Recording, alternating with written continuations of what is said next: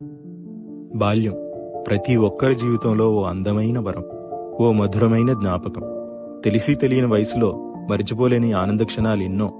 ఇప్పుడంటే కలర్ టీవీలు, స్మార్ట్ టీవీలు వచ్చాయి గాని అసలు కలర్ టీవీయే కనిపించిన రోజుల్లో బ్లాక్ అండ్ వైట్ లో సాయంత్రం 4:30కు దూరదర్శన్లో ఋతురాగాలు చూసిన జ్ఞాపకం. శుక్రవారం వచ్చే చిత్రలహరి కోసం వారమంతా ఎదురు చూసిన జ్ఞాపకం.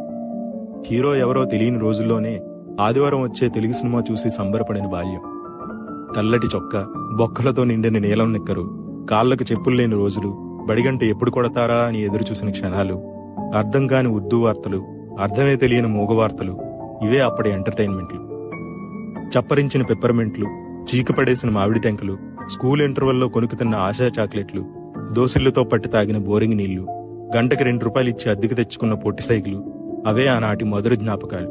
ప్రతి ఒక్కరి జీవితంలో ఎప్పటికీ మర్చిపోలేని మధురమైన క్షణాలు. ఇప్పటి టెన్షన్లో పడి మధ్యాహ్నం ఏం తిన్నామో కూడా గుర్తుండని దౌర్భాగ్య రోజుల్లో మనం ఉన్నాం. ఏడాది క్రితం పలానా పండుగ రోజున ఏం తిన్నామో గుర్తుంచుకునే వాళ్ళం అప్పటి తరం. గతం ఆస్తి, జ్ఞాపకాలే ఆస్తి అనుకునే ప్రతి ఒక్కరికి ఈ చిన్న వీడియో అంకితం.